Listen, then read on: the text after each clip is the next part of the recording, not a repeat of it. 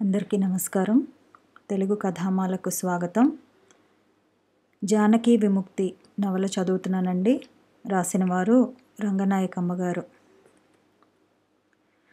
సత్యం పెదనాన్న కొడుకు ద్వారా మూర్తి సత్యానికి పరిచయం అయ్యాడు 7-8 ఏళ్ల క్రిందట హైదరాబాదులోనే. మూర్తి మెడిసిన్ పూర్తి చేసి బెజవాడ వచ్చేసిన తర్వాత ఇద్దరికీ ఉత్తరాలు తక్కువగానే నడిచాయి. జానకి బెజవాడలో ఉండటం ప్రారంభమైన తర్వాత సత్యం మూర్తిని ఎక్కువగా కలుస్తున్నాడు. మూర్తి ఏదో కమ్యూనిస్టు పార్టీలో పనిచేస్తాడని సత్యానికి తెలుసు, కానీ ఆ పార్టీ ఏమిటో ఆ పనులేమిటో తెలుసుకోవాలని సత్యానికి ఎప్పుడూ అనిపించలేదు. మూర్తి అప్పుడప్పుడు చెబుతూనే ఉన్నా సత్యానికి ఆ మాటల మీద పెద్ద ఆసక్తి కలగలేదు. కానీ మూర్తి స్వభావం సత్యానికి ఇష్టం. నిజాయితీగా చాలా గట్టిగా ఉంటాడు. అతనికి చాలా విషయాలు తెలుసునని సత్యం నమ్మకం. సత్యం అంటే మూర్తికి కూడా ఇష్టం. అతని ముక్కుసూటితనం, అతని స్నేహగుణం మూర్తికి చాలా నచ్చుతాయి. ఇద్దరూ చాలా త్వరగానే స్నేహితులయ్యారు. నువ్వు అనుకునేంతగా సత్యం ఎప్పుడూ మూర్తికి ఉత్తరాలు రాస్తూనే ఉన్నాడు. గంట నుంచి మూర్తికి చెప్తున్నాడు సత్యం తన చెల్లెలి సంసారం గురించి. ఉత్త డబ్బురంది మనుషులు మూర్తి. పెళ్ళయి 2 ఏళ్లు దాటినా జానకి గుణం ఎలాంటిదో వాళ్ళు గ్రహించుకోలేదు. ఒకటే పోట్లాట్లు, దెప్పుళ్ళు. ఏదో ఇవ్వలేదట, ఏదో చేయలేదట, ఇంకా వాళ్ళకేదో దోచిపెట్టలేదట. ఆ మాత్రం మంచి చెడ్డ ఎరగరా, ఆ మాత్రం అచ్చటా ముచ్చటా తెలీదా అని సాధింపులట ఎప్పుడు. ఎంత బుద్ధిలేని మనుషులంటే 6 నెలల కిందట జానకి ఒకసారి మా ఇంటికి వచ్చి వెళ్ళింది. వచ్చి 4 రోజులు ఉందో లేదో ఏదో కొంప మునిగిపోతున్నట్టు అర్జెంటుగా రమ్మని ఉత్తరం రాశారు. 2 గంటల్లో బయలుదేరి వెళ్ళిపోయింది. పుట్టింటి నుంచి వచ్చేటప్పుడు 4 డబ్బాలతో పిండి వంటలు తెచ్చుకోకపోవటం పెద్ద నేరం అయిపోయింది. జానకి అత్త ఒకటే నవ్వుతుందిట బుగ్గలు నొక్కుకుంటూ. పిల్ల అత్తారింటికి వెళ్తుంటే ఉత్త చేతులతో ఎలా పంపిందే మీ అమ్మ అనటమట రోజుకి 10 సార్లు. మా అమ్మ ఏదో చేసి ఇస్తాననే అంది. తొందరగా రాకపోతే మళ్ళీ ఈయనకి కోపం వస్తుందని మా అమ్మ ఇంకో పూట ఉండమన్నా వినకుండా వచ్చేసాను అని జానకి అంటే, అంత మహాపట్టణంలో కొట్ల మీద కొనటానికి ఏమీ దొరకనే లేదా నీ అన్నకి అంటుందిట. ఒక్క సంగతి కాదులే, వింటుంటే నా తల తిరిగిపోయిందనుకో. అన్నింటికన్నా ఘోరం, ఒకసారి ఆ వెంకట్రావుకి 10 రోజులు జ్వరం వస్తే జానకి జుట్టు ఇచ్చేస్తానని మొక్కేసిందిట వాళ్ళత్త. జానకి 2 పూటలు అన్నం తినటం మానేసి ఏడుస్తూ కూర్చుంటే అప్పటికి ఎలాగో ఊరుకున్నారట. మా కోడలికి మొగుడి ప్రాణం కంటే తన వాలుజడే ఎక్కువమ్మోయ్ అనటమట ఎవరొచ్చినా. ఇవాళ ఏడుకొండలవాడు చల్లగా చూసి వాడికేదో నిమ్మలించింది గాని రేపేదన్నా ప్రమాదం ముంచుకొస్తే నిజంగా జుట్టు ఇవ్వవా ఏమిటే అంటుందట అప్పుడప్పుడు. వీళ్ళు నాకు గుండు చేయించేస్తారేమో అన్నయ్య అని ఏడుపు జానకి. నీకు బుద్ధుంటే వాళ్ళెలా చేయిస్తారు అని తిట్టాననుకో. ఇంకా ఎన్ని వింతలో. నాకు అసహ్యం వేసి సరిగా వినలేదు. ఆ వెంకట్రావు గాడు ఉత్త గొడ్డనుకో, పరమ మూర్ఖుడు. వాడితో బతకటం కన్నా ఎందులోనన్నా పడి చావటం 1000 రెట్లు సౌఖ్యం. అప్పటిదాకా మౌనంగా ఉన్న మూర్తి ఆ మాట అన్నావా ఏమిటి జానకితో అన్నాడు. అనలేదు, నాకప్పుడు తోచలేదు, లేకపోతే అనేవాణ్ణే. నేను రాత్రి వచ్చానా, నాతో వాడు మాట్లాడనే లేదు. నేను రాగానే ఏం చేస్తున్నాడు మీ ఆయన అని జానకిని అడిగితే నిద్రపోతున్నారు అంది. నిజమేననుకున్నాను. తెల్లారి జానకే చెప్పింది. రాత్రి నువ్వు వచ్చేటప్పటికి ఆయన మెలకుగానే ఉన్నారు, నిద్రపోతున్నానని చెప్పమన్నారు. మెలకుగా ఉండి మాట్లాడలేదంటే నువ్వేమన్నా అనుకుంటావని నేను అలాగే చెప్పాను అంది.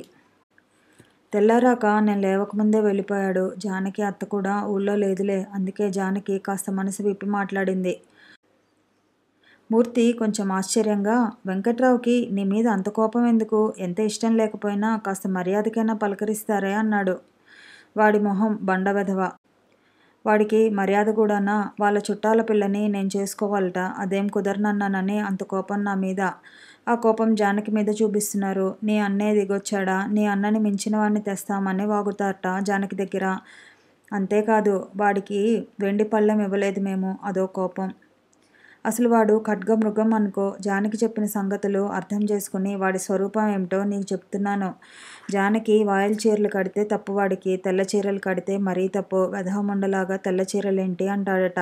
చస్తానని భయమో ఏమిటో వాడికి. వాడికి నచ్చని పుస్తకాలు చదివితే తప్పు. 16 ఏళ్లు దాటిన మగపిల్లలతో మాట్లాడితే తప్పు. అసలు వాడికి తప్పు కాని సంగతులు ఏమన్నా ఈ భూప్రపంచంలో ఉన్నాయో లేవో అర్థం కాలేదు నాకు. ఎంతమంది పరాయి వాళ్ళు ఉన్నా సరే ఏమీ సంకోచం లేకుండా భార్యని పట్టుకొని నానా మాటలు అనేస్తాడు. అసలు కొత్త వాళ్ళు ఉంటే మరీ రెచ్చిపోతాడట. నా పెళ్ళాన్ని నేనెలా అదుపులో పెడుతున్నానో చూడండి అన్నట్టు ప్రవర్తిస్తాడట.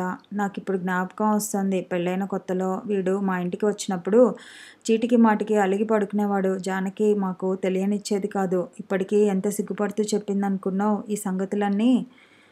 ఎవరైనా చుట్టాలొస్తే అన్నాలు తినేప్పుడు తన స్టీలు పళ్ళెం చూపించి, ఇదిగోనండి ఈ వెండి పళ్ళెం మా అత్తగారు పెట్టిందే 150 తులాలు పెట్టి చేయించారు చూశారా అంటాడట. మేం వెండి పళ్ళెం ఇవ్వలేదని దెప్పటం అన్నమాట. అన్నం తింటాడో పళ్ళెం తింటాడో మూర్ఖుడు. పెళ్ళయ్యేదాకా ఏదో పళ్ళెంలో తింటూ ఉంటారు. పెళ్ళైతే మాత్రం వెండి పళ్ళాలు కావాలి. ఎవడి తాత సొమ్మనో వెధవలకి ఎంత సిగ్గు ఉండదో అని మొహం చిట్లించాడు సత్యం. మూర్తి సత్యం మాటలన్నీ సీరియస్గా వింటున్నాడు. సత్యం, ఇతన్ని చూసే నువ్విలా అయిపోతున్నావు. ఇతన్ని మించిన వాళ్ళని చూశాను, విన్నాను. వాళ్ళతో పోలిస్తే ఇతను 1000 రెట్లు నయం అనిపిస్తున్నాడు అన్నాడు అన్నీ విని. భలేవాడివే, నీకసలు వీడి సంగతులేం తెలుసు? నీకే తెలీదు, వీడి తాతలు ఉన్నారు. ఒక సంగతి చెప్పనా? పార్వతి అనే ఒక ఆవిడ నాకు స్వయంగా తెలుసు. చాలా అందంగా ఉంటుంది. ఆవిడ భర్త డాక్టరు. వాడేం చేశాడో తెలుసా?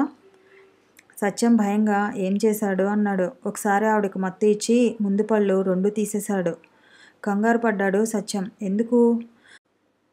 ఆవిడ అందవికారంగా అయిపోవాలని. అంతేకాదు, నుదుటి మీద చుట్టతో అంటించినట్టుగా కాల్చి మచ్చ చేశాడు.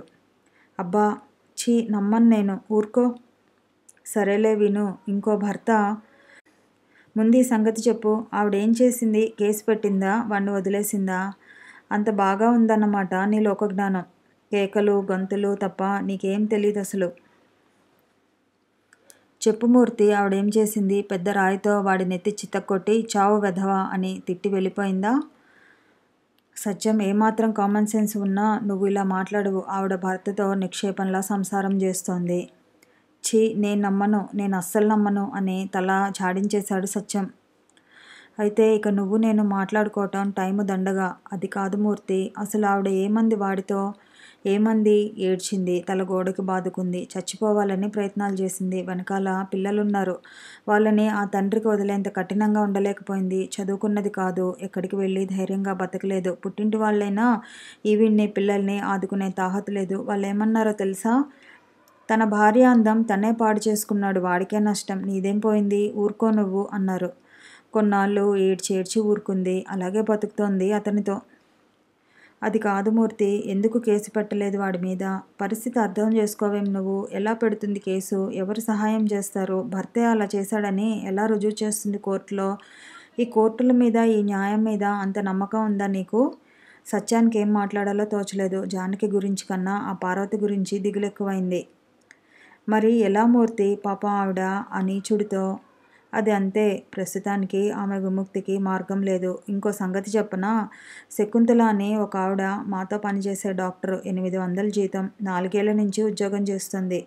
2 ఏళ్ల కిందట 60,000 కట్నం ఇచ్చి పెళ్లి చేసుకుంది. పెళ్ళైన దగ్గర నుంచి గొడవలే. ఆవిడ నైట్ డ్యూటీ చేసి ఇంటికెళ్ళిందంటే అతను పోట్లాట పెట్టకుండా ఉండడు. ఒకసారి ఆవిడ నైట్ డ్యూటీలో ఉండగా అతను హాస్పిటల్కి వచ్చి ఏదో గొడవ పెట్టి ఆవిడ్ని లెంపకాయలు కొట్టాడు మా ముందే. నేను నమ్మను అనలేదు గాని నేను నమ్మను అన్నట్టు చూశాడు సత్యం. నువ్వు నమ్మవు అంతేగా అన్నాడు మూర్తి సత్యం చూపు అర్థం చేసుకుని. మీరందరూ వాణ్ణి పట్టుకొని తన్నలేదు? బాధపడ్డాను గాని నేను ఏమీ చేయలేదు. మరి ఆవిడేం చేసిందో కూడా చెప్పు. ఏమన్నా చేస్తే కదా చెప్పడానికి. భర్తతో చక్కగా ఉంది. ఉద్యోగం మానేయాలనే ఆలోచనతో ఉంది. మనం ఏమన్నా అంటే వారికి ఇష్టం లేదండి నేను ఉద్యోగం చేయటం అంటుంది. ఉద్యోగంలో నైట్ డ్యూటీలు ఉంటాయి కాబట్టి భర్తకి అనుమానం కాబట్టి ఇంటి దగ్గరే కూర్చుని చేసుకుంటుందట. సత్యానికి పెద్ద పాయింట్ దొరికింది మూర్తి మాటల్లో. మూర్తి, ఇందాక పార్వతి గారి విషయంలో ఏమన్నావు?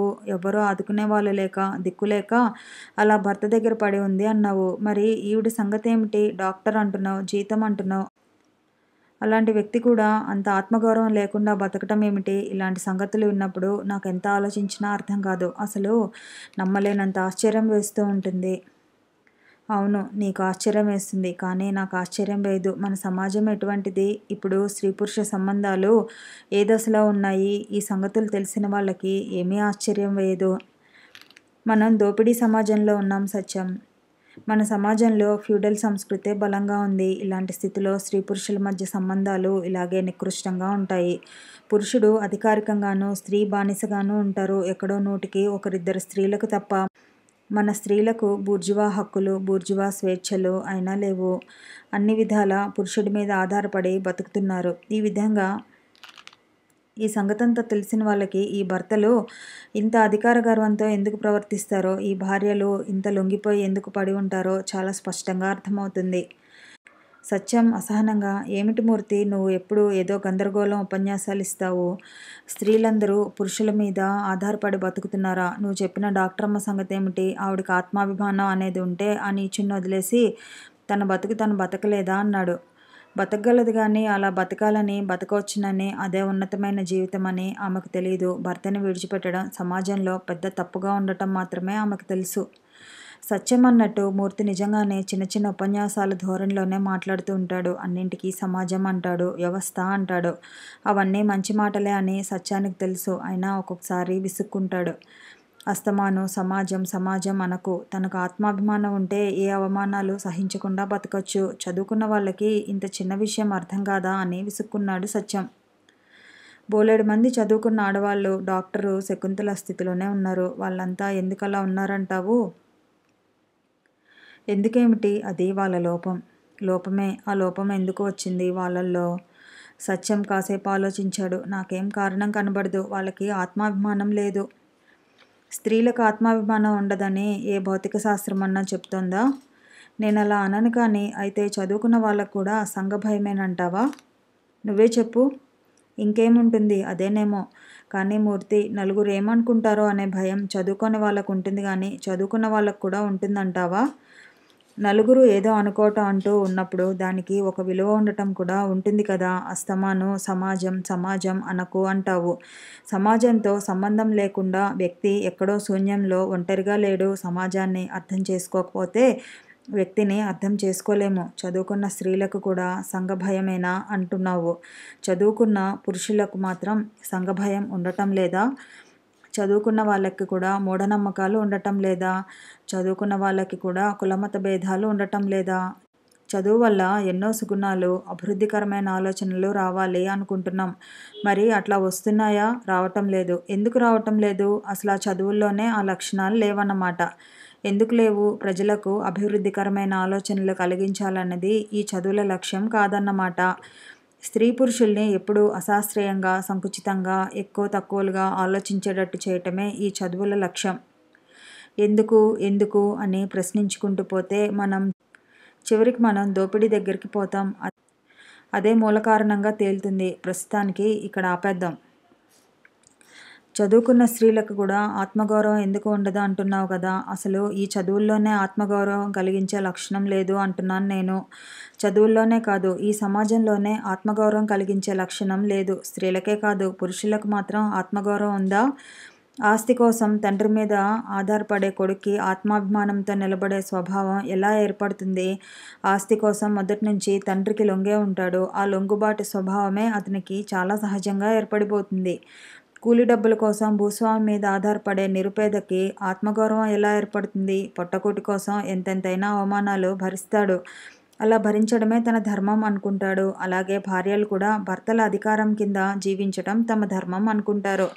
ఎక్కడైతే ఆధారపడటం ఉంటుందో అక్కడ స్వతంత్రం ఉండదు, వ్యక్తిత్వం ఉండదు. ఆత్మగౌరవం అనే లక్షణం 1000 నిలువుల లోతున కూరుకుపోయి, కప్పడిపోయి, ఏనాటికి తల ఎత్తలేని దుస్థితిలో పడి ఉంటుంది. చదువుకున్న స్త్రీ కొంచెం డబ్బు సంపాదిస్తుంది నిజమే, కానీ ఆ కుటుంబానికి భర్తే అధికారిగా ఉంటాడు. భర్త ద్వారానే ఆమెకి సంఘంలో గుర్తింపు ఉంటుంది. పిల్లల మీద తండ్రికే హక్కు ఉంటుంది. ఇవన్నీ మారలేదు కదా. ఇవన్నీ మారకపోతే ఆమె డబ్బు సంపాదించినప్పటికీ ఆ కుటుంబంలో ఆమె స్థానం ఏం మారింది? ఎంత డబ్బు సంపాదించినా ఆమె కూడా సమాజంలో పురుషుడి కన్నా తక్కువ స్థానంలోనే ఉంది కదా.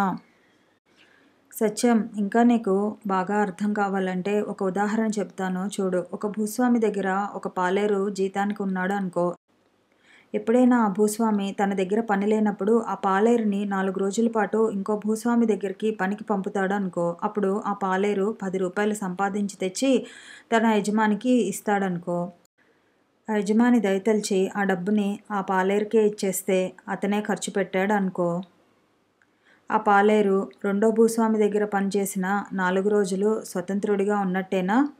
తన యజమాని ఆ పనికి పంపించాడు కాబట్టి ఆ పని చేశాడు. అందులో అతని స్వేచ్ఛ ఏముంది? అలాగే భర్తకి ఇష్టమైతే ఉద్యోగం చేసి, ఇష్టం లేకపోతే మానేసే భార్య ఆ పాలేరు స్థితిలోనే ఉంది.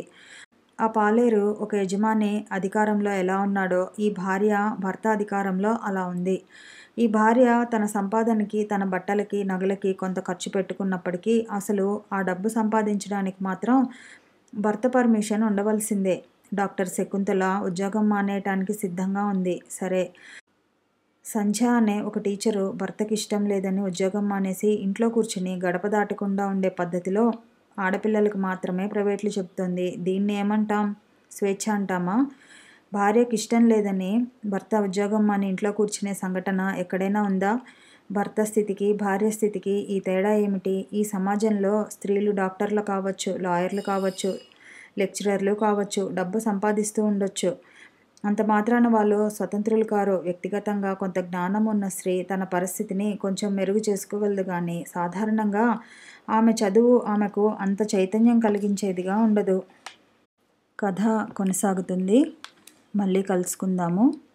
ఈ వీడియో నచ్చితే లైక్ చేయండి, షేర్ చేయండి, కామెంట్ చేయండి, ఛానల్ని సబ్స్క్రైబ్ చేయండి.